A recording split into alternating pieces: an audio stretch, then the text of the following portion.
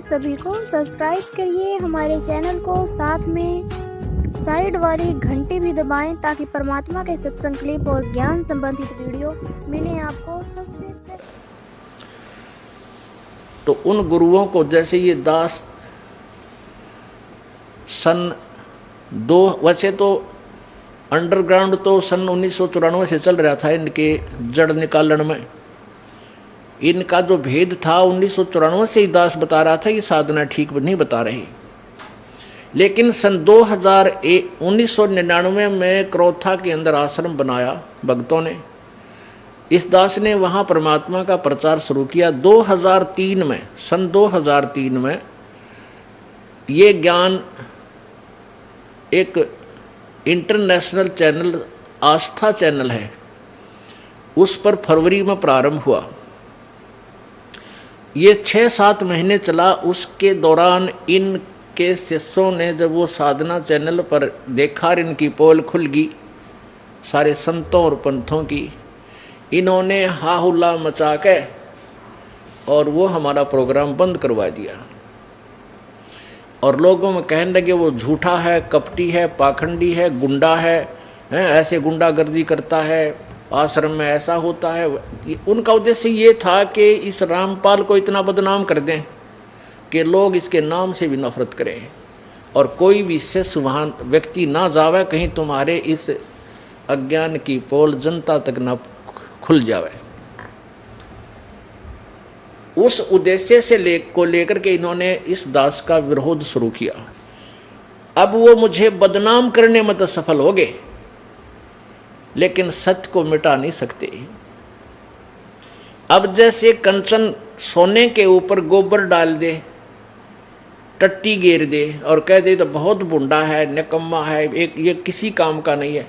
लेकिन जिसको सोने की पहचान है, उसको पता है उस कीचड़, उस टट्टी के डाल देने से, बिस्टा डाल देने से सोने की वैल्यू कम नहीं हो सकती। जय कंचन बिस्टा पड़े घटे नेता का मोल। अब जिसको सोने का पता है ना, टट्टी कहते उस पर जहर घेर रखा, जब वह ठाकर धो मांझ कर पछली जेब में देख डालकर डांक ठोक देगा, देखे भी कोई ना कि देखो छीन ले। तो ऐसे ही इस दास से जो परिचित हो चुकी है पुण्यात्मा, एक भी टस से मस नहीं हुई इतनी बकवाद सुनकर। नहीं तो घर के भी मुंह फेर ले, घर वाले भी मुंह फेर ले, इतनी बूंदी बकवाद। और समाचार पत्रों में, मीडिया में, हे भगवान, हे परमात्मा, आखिर आ गई इस कलयुग की। कोई भी सच्ची कहानी है इंसान इस पृथ्वी पर, केवल मेरे भक्तों के अतिरिक्त जिन्होंने जो मुझे पहचान चुके हैं। इसलिए यही कारण है कि जो मीडिया को ज्ञान हम एक नंबर का अच्छी आत्मा मानता था ये दास, न्यों क्या करते भाई ये बात के समाचार पत्रों में आ गई है तो सही पावेगी, सच्ची होगी। अब हमें पता लग गया है कि समाचार पत्र सच्ची लिखना जानते ही नहीं। हाँ, उनकी लिख सकते हैं जिनका दबाव है इनके ऊपर, राजनेताओं की या पैसे के पुजारी हैं ये लोग, जहां इनके अच्छे पेपर बिक सके, बिक जाए, उनका कुछ भी लिख सकते हैं। तो पुण्यात्माओं, ये भगवान से बड़े नहीं है, ना राजा है ना कोई अन्य व्यक्ति है जो वैसे काज कितना ही अपना मुंह फुलाए फिरा रहे। समय आने पर देखना इनकी क्या दुर्गति होगी। आने वाला वो समय दूर नहीं है। ऐसा जुल्म फैल गया जनता में, भाई ने भाई देख कर राजी नहीं, प्राण भाई का प्यार नहानी, पैसा पैसा नजर आता है, या बकवादें आती हैं, डीजे, शराब पीना, सरेआम बहन बेटियों के साथ बदतमीजियाँ होनी। ये समाज बना दिया इन नकली संतों ने। अब इसको सुधारना है, इस तत्व ज्ञान से सुधरेगा, 100% सुधरेगा, क्योंकि सब दुखी हो चुके हैं। अब एक से एक बढ़िया टेलीविजन बना लिए, दिन रात गाने, फैक्स ये के बोलना FM के, और टेलीविजन, इसमें मोबाइल छोटा सा, इसमें पूरी फिल्म 3-3, 4-4, 10-10 घंटे की बकवाद भर के, और सब देख देख कर छक लिए। क्योंकि ये आत्मा की खुराक नहीं और मन की सेटिस्फेक्शन हो ही नहीं सकती, चाहे कितना कि मैं बना ले।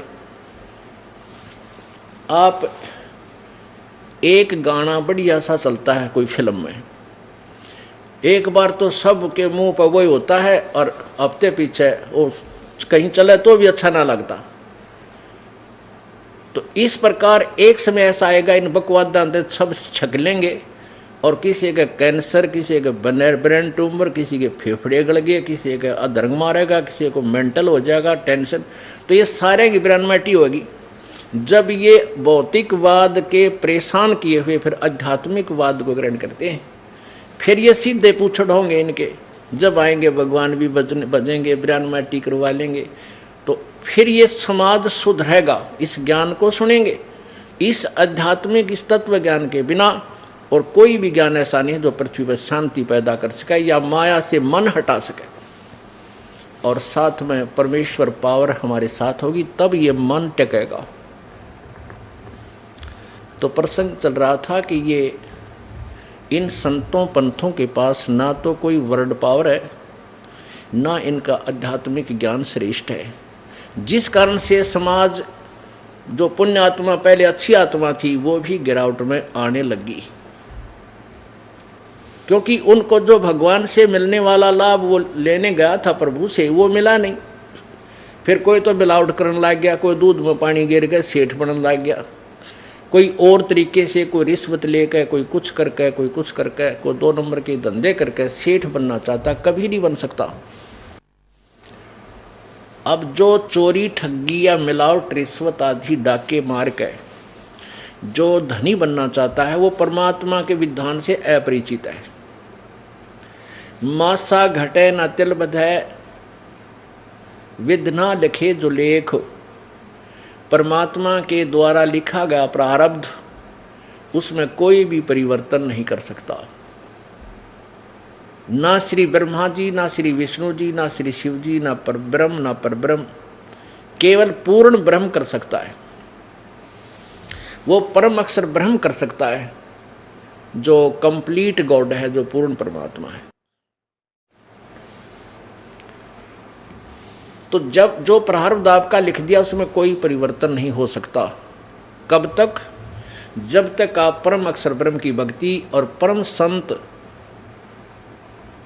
से लेकर नहीं करोगे, गुरु बनाकर नहीं करोगे। और हम दुखी हो जाते हैं तो सुख प्राप्ति के लिए, कष्ट निवारण के लिए संत, परमात्मा की तलाश में संत के पास जाते हैं।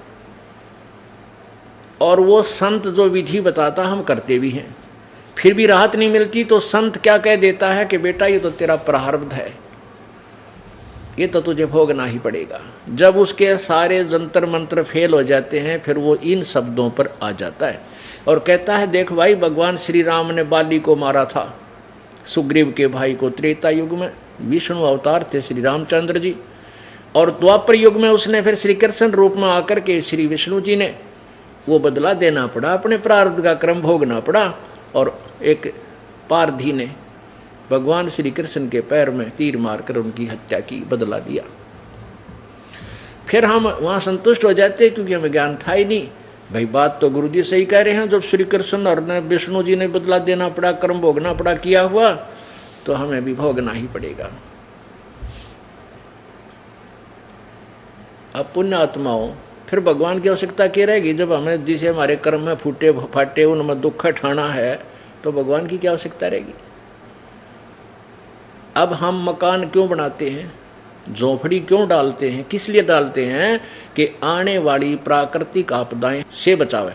अब जब तक वो झोपड़ी हमारे पास नहीं है तो ओले पड़ेंगे, वो भी सिर में लागे, बूंद वर्षा आएगी, वो भी सारे कपड़े बेदर साफ सब कुछ कंडम कर दे, आंधी आ गई सो सब उठा पुटा के इधर फेंक के जाती रहे, सर्दी व सतावे, गर्मी भी सतावे, यानी सब कुछ ऊपर ही गिर रहा है। तो वो बचाव के लिए वो हमने जो साधन बनाया है वो उनसे बचाता है। तो ऐसे ही परमात्मा की ओट, पूर्ण ब्रह्म की जो ओट है, वो जो हमारी मदद करता है, वो कर्म के जो प्रारब्ध के जो आपदाएं हैं उनसे ऐसे बचाता है जैसे मकान झोपड़ी बचाती है। और जिनके पास जो स्वयं ही बांग पिए पड़े हैं और दूसरा ने भी एक घुट्टी दे दे, ले तो पीले बस गए, ये हो सकता नहीं। अब नशा है तब तो कहीं पड़ा रहे, लेकिन उतने पे अच्छा तो फिर सारा पता लगेगा, सब कुछ नुकसान भी हो चुका होगा। तो ऐसे ही हम अज्ञान रूपी भांग के नशे में अज्ञानी संतों के पास जाकर उनसे वही भांग लेकर पी लेते हैं, वही अज्ञान में हम अटके रहते हैं। लेकिन फिर भी मन नहीं टिकता, साहूकार बनना चाहता है, वो चोरी शुरू करता है।